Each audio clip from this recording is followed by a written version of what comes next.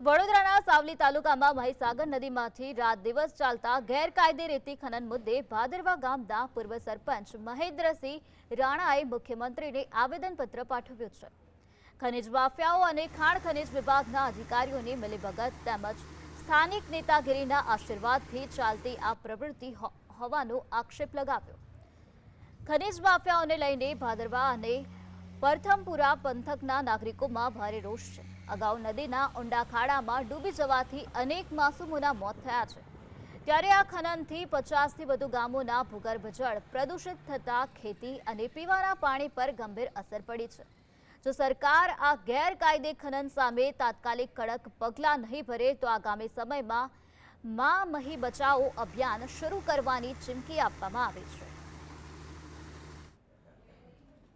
કે અહીં મહીસાગર નદીના કિનારે બે રોકટોક રેતી ખનન થઈ રહી છે અને દિવસ રાત એક મિનિટ પણ બાકી નથી અને રેતી કાઢવા માટે સતત રેતી ચોરો રેતી કાઢી રહ્યા છે અને 40-50 ફૂટ ઊંડા ખાડા કરી દીધા છે।